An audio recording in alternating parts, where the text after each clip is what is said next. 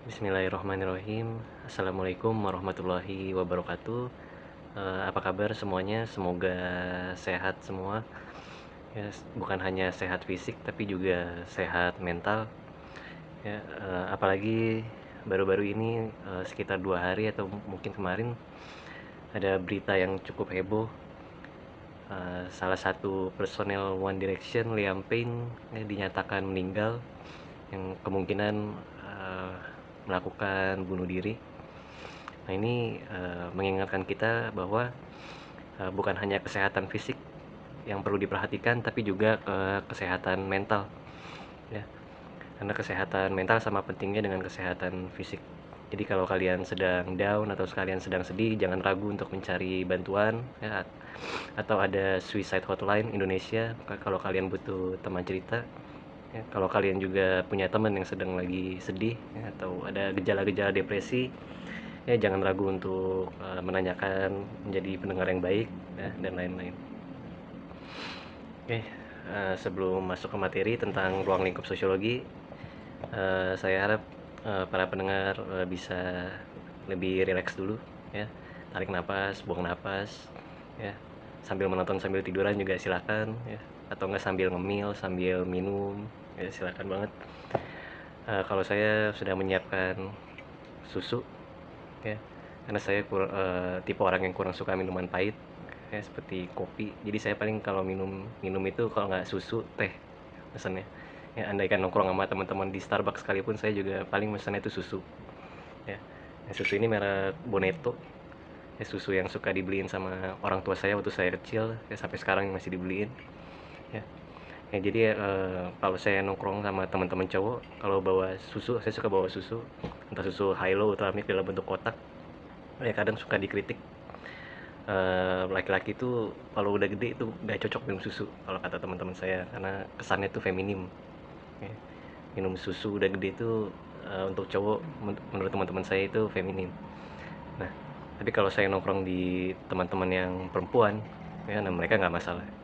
Nah, jadi ini adalah salah satu contoh dari interaksionisme simbolik yang dicetuskan oleh George Herbert Mead, ya.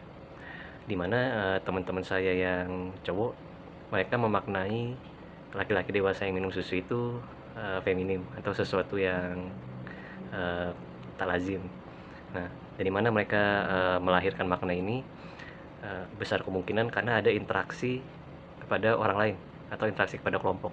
Ya, contohnya mungkin mereka berinteraksi dengan keluarga mereka atau teman sebaya mereka yang juga menganggap kalau minum susu untuk laki-laki dewasa itu tuh kurang cocok, feminim. Nah, berarti mereka uh, juga menganut atau memaknai itu yang sama. Nah, itu salah satu contoh interaksi simbolik, ya. Jadi ada yang memaknai normal, ada yang memaknai feminim. Kalau saya sih karena emang saya nggak suka pahit aja, emang suka minuman yang manis. Ya, saya izin minum. Oke. Oke. Seperti yang saya bilang, saya akan menjelaskan tentang ruang lingkup sosiologi, ya. Untuk yang belum tahu apa itu sosiologi, sosiologi itu terdiri dari dua kata, socius dan logos, dari bahasa Latin. Socios itu artinya berteman, berkawan, sedangkan logos itu ilmu. Jadi sosiologi itu artinya ilmu berteman atau ilmu berkawan. Ya, sosiologi ini dicetuskan atau ditemukan pertama kali oleh Auguste Comte, ya, yang disebut sebagai the founding father of sociology. Nah, jadi sosiologi itu, ya, adalah ilmu untuk berteman. Ya, untuk misalnya kita mungkin orang-orang introvert, saya introvert, ya, yang agak kesulitan untuk mencari teman, ya. Nah, ilmu sosiologi ini bagus banget, ya, untuk kalian-kalian, untuk kita yang ingin mencari teman, ya, bagaimana cara mencari teman yang benar, ya. Nah, akan tetapi sosiologi dalam kajiannya, dalam sejarahnya itu ternyata jauh lebih luas, bukan hanya tentang ilmu tentang berteman, tapi juga ilmu yang mempelajari tentang masyarakat. Ya, bagaimana masyarakat satu berinteraksi atau bertingkah laku kepada masyarakat yang lain. Itu yang sosiologi pelajari, yang sosiologi dalami.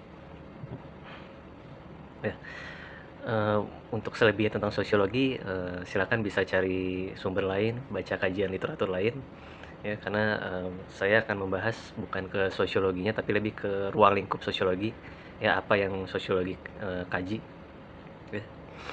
Nah, sosiologi ini artiannya ini sangat luas, ya, cukup luas, karena hubungannya dia itu antara individu dengan individu, ya, individu dengan kelompok, dan juga kelompok dengan kelompok. Nah, dalam kurang lebih ada 3 versi, ya, tentang ruang lingkup sosiologi. Saya jelaskan versi yang pertama. Versi yang pertama itu ruang lingkup sosiologi ada 5 poin. Ya. Yang pertama, sosiologi itu mengkaji kedudukan atau status sosial seseorang, ya, baik dalam keluarga, institusi, ya, negara, pekerjaan, dan lain-lain. Ya. Jadi contoh, ya, sosiologi itu mempelajari tentang kedudukan seorang anak di dalam keluarga atau seorang ayah di dalam keluarga. Ya, apa tugas seorang anak, apa tugas seorang ayah. Ya, jadi sosiologi mengkaji itu, ya, tentang kedudukan dan status seseorang. Ya, baik misalnya di sekolah ada guru dan murid, di perkuliahan ada dosen dan mahasiswa. Ya, masing-masing punya kedudukan, punya status, dan punya tugas masing-masing. Lalu poin kedua yang dikaji sosiologi adalah kebudayaan nasional, ya, tentang juga kebudayaan daerah, ya, yang digunakan untuk berinteraksi. Nah, contoh kebudayaan nasional Indonesia itu kita punya batik, ya. Kemudian budaya batik itu diperkenalkan ke negara-negara luar, negara-negara internasional seperti negara Eropa, negara-negara Barat, ya. Dan batik itu bisa digunakan sebagai media untuk berinteraksi, ya. Berinteraksi antara satu negara dengan satu negara yang lain, ya. Saling bertukar kebudayaan, saling memperkenalkan kebudayaan. Ya, walaupun sebenarnya kebudayaan itu juga bisa menjadi bumerang, ya, juga bisa memecahkan hubungan yang baik antara negara satu dengan negara yang lain, ya. Contoh, negara kita punya batik, punya wayang, tiba-tiba ada negara lain yang ngeklaim kalau batik dan wayang itu milik mereka, ya. Mereka bilang kalau misalnya kita menyuri, ya, misalnya. Nah, ini juga bisa bukannya mengeratkan, justru merenggangkan. Nah, kemudian poin yang ketiga, perubahan sosial yang terus berubah setiap waktu, baik faktor internal atau eksternal. Nah, apa yang dimaksud dengan ini? Faktor perubahan sosial itu hampir tidak bisa dihindarkan, ya. Nah, kalau dari faktor eksternal, contoh sebelum masuk era globalisasi, ya, sekitar mungkin tahun 90-an atau 80, saya kurang tahu, tapi sebelum globalisasi itu gaya pakaian di Indonesia, ya, laki-laki dan perempuan itu beda, ya. Kita lihat budaya barat itu yang masuk ke Indonesia seperti celana cutbray, ya, untuk zaman dulu. Mungkin gaya rambut sangat berpengaruh masuk ke Indonesia. Nah, perubahan sosial ini bisa menimbulkan masalah atau problem, ya, karena apa yang dianggap baik di negara barat belum tentu baik di negara kita, ya. Contoh, di negara barat itu biasa kalau perempuan pakai baju yang kelihatan pusarnya, ya. Nah, di sini di Indonesia, ya, masih belum menerima, apalagi di Aceh, ya.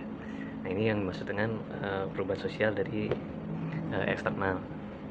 Nah, kalau dari internal, ya berarti yang dari dalam. Nah, perubahan sosial itu.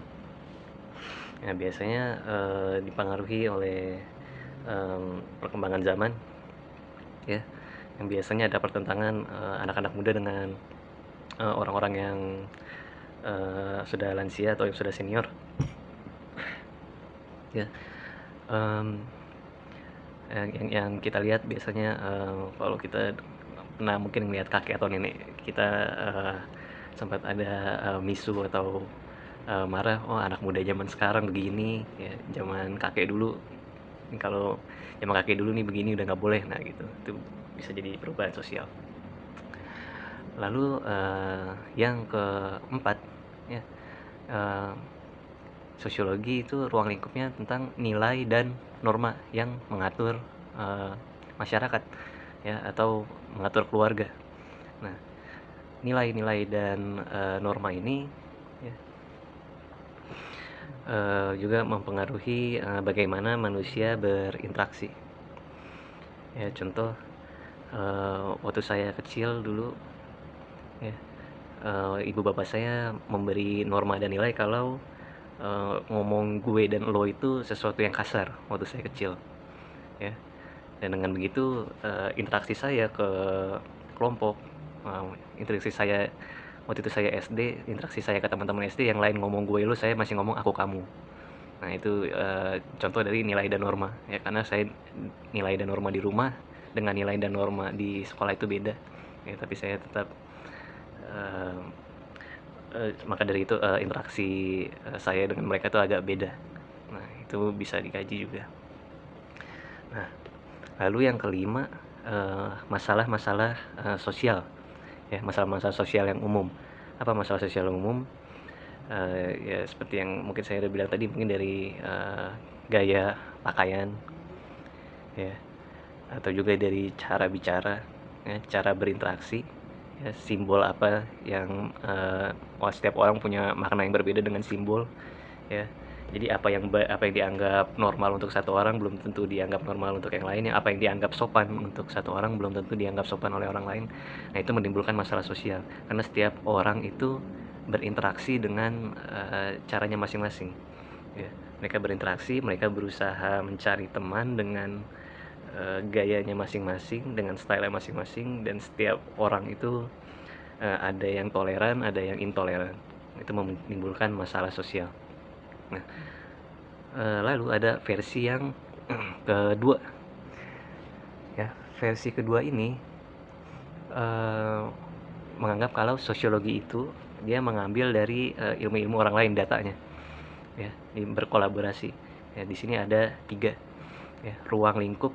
Yang pertama, ruang lingkup sosiologi ekonomi. Nah, ruang lingkup sosiologi ekonomi ini yaitu mempelajari bagaimana cara seseorang berinteraksi untuk memenuhi kebutuhan barang dan jasanya. Ya, sebagai contoh,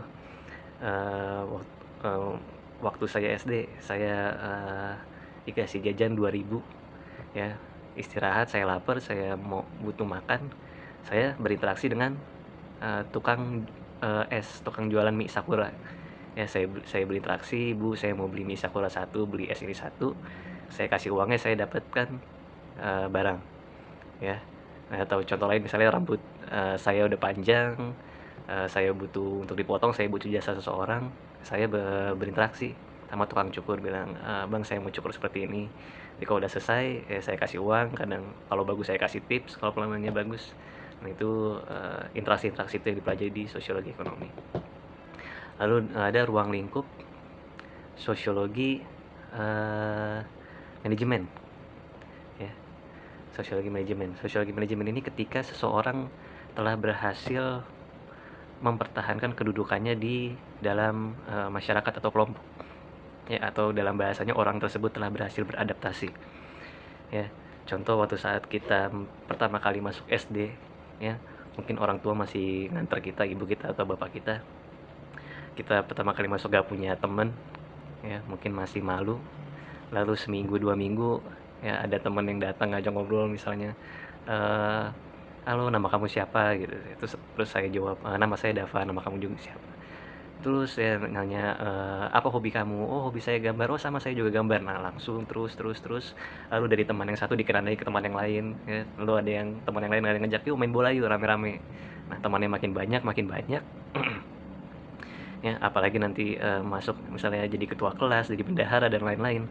Nah, dan ketika, kita, mendapatkan kedudukan kita di, kelompok tersebut, ya, mendapatkan status kita dan kita bisa mempertahankannya, nah itu bisa dikatakan kita sudah beradaptasi, ya.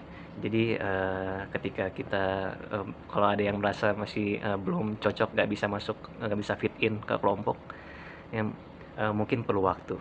Adaptasi itu perlu waktu dan setiap orang berbeda, ada yang beradaptasi cepat, ada yang beradaptasi lama, ya. Jangan mudah menyerah, ya. Jangan jadi penyendiri, ya. Kita, butuh teman, teman itu butuh nggak harus banyak, ya, tapi yang pasti kita butuh teman, ya. Nah, lalu apa lagi? Eee, Kemudian, ada, versi yang, ketiga. Versi ketiga ini dicetuskan oleh salah satu tokoh sosiologi yang cukup terkenal, ya, Sojono Soekanto, ya. Menurut Sojono Soekanto, ya, objek kajian sosiologi ini ada dua, ada sosiologi umum, ada yang sosiologi yang formal atau khusus, ya, ruang lingkup yang, eee, ada yang khusus dan ada yang umum. Nah, saya akan bahas yang umum. Kalau ruang lingkup sosiologi umum ini, itu, mengkaji, bagaimana masyarakat bertingkah laku, ya, untuk, menjalin suatu hubungan, ya, dengan, individu atau masyarakat lain, ya. Nah, ini, ruang lingkup sosiologi secara umum, jadi, yang mempelajari, bagaimana interaksi seorang manusia ini, ya, agar bisa memiliki hubungan atau kedekatan dengan seseorang. Nah, contoh, ya, misalnya ketika misalnya saya, udah lama jomblo misalnya, udah lama jomblo terus, kesepian, ya, pengen punya, eee, punya pacar lah yang bisa diajak untuk nonton, bisa diajak untuk, ke mall atau sekedar buat temenin makan. Nah, habis itu saya berusaha coba saya tanya ke teman-teman saya, ada yang, punya teman perempuan nggak yang jomblo yang lagi nyari pacar juga. Nah, kalau, ketemu cocok kita bisa, ketemuan, kita bisa saling kenal dulu, ya mungkin, jalan mungkin masing-masing bawa wingman atau maksud wingman itu, teman untuk, pihak cowok bawa teman, pihak cewek bawa teman juga, ya saling, buat nemenin, saling bantu kalau belum terlalu dekat. Nah, usaha-usaha ini yang dipelajari, sosiologi, ya. Interaksi-interaksi ini atau usaha-usaha seseorang untuk memiliki hubungan dengan orang lain ini yang dipelajari di sosiologi, ruang lingkup sosiologi umum menurut Sojono Soekanto. Nah, lalu, versi lain, ya, menurut Sojono Soekanto yaitu, ruang lingkup sosiologi secara khusus. Nah, ruang lingkup sosiologi secara khusus ini dia, mengkaji tingkah laku masyarakat juga, tapi dari, segi gejala sosial yang, sesuai, yang tertentu, ya. Contohnya, eee, oh enggak, maksudnya, ada 2, ya, Sojono Soekanto khusus ini itu sosiologi pendidikan dan sosiologi hukum, ya. Di mana di pendidikan ini, mengkaji tentang bagaimana manusia berinteraksi untuk mendapatkan sebuah ilmu, mendapatkan sebuah pendidikan, ya. Contoh ketika waktu saya masih kelas 6 SD, ya waktu itu, lagi semangat-semangatnya belajar untuk ujian nasional, ya, untuk masuk SMP. Nah, bagaimana saya mendapatkan ilmu agar saya bisa ngerjain soal ujian nasional itu dengan mudah, ya. Nah, usaha yang saya lakukan adalah cari teman yang, menurut saya dia, pintar, ya, memiliki semangat belajar, ya. Saya coba berinteraksi, coba gabung, ya, waktu itu bawa buku setebal gini, ya, saya masih setebal gini, saya bawa buku, saya, bilang, "Boleh belajar bareng?" Gitu ya, boleh Mas, ya, masuk ke kelompok itu, ya, belajar, dan ya alhamdulillah ujian nasionalnya, cukup tinggi waktu itu. Nah, itu salah satu contoh usaha individu itu berinteraksi untuk mendapatkan ilmu atau pendidikan. Nah, lalu yang kedua, sosiologi, ruang lingkup sosiologi hukum. Nah, di sini, mempelajari bagaimana, atau tingkah laku individu, yang hubungannya dengan hukum ya. Contoh, kenapa seorang individu tidak mau melakukan, kejahatan ya, kenapa dia, tidak mau, melawan hukum ya, apa interaksi yang dia lakukan ya, kenapa dia, tidak mau melanggar hukum, atau kenapa dia melanggar hukum. Nah, ini yang dipelajari, mungkin, orang itu berinteraksi dengan orang-orang yang kurang baik ya, makanya dia melanggar hukum ya. Contoh, anak yang punya anak ustadz ya, tapi dia berteman sama, anak-anak punk yang bandel yang suka minum minuman keras ya, dan akhirnya dia ikut minum minuman keras juga ya, di bawah umur. Nah, begitu.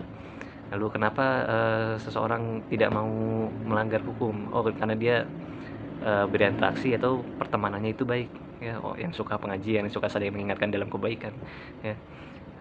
Mungkin, kita tahu ada ungkapan kalau berteman dengan, seseorang yang, maksudnya berteman dengan seorang penjual minyak wangi, maka kita juga akan mendapatkan wangi harum ya. Tapi kalau kita berteman dengan seorang pandai besi ya, yang ada kita mendapatkan baunya ya. Nah, kurang lebih itu, gambaran dari, sosiologi hukum.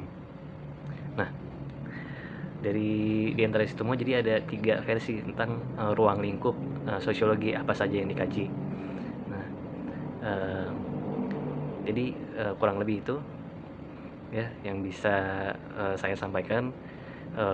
Mohon maaf kalau ada kekurangan, saya coba untuk one take ya, dan, minta maaf kalau ada, kelamaan mikirnya atau ada ya salah dalam kata ya. Sangat terbuka untuk diberi kritik yang membangun.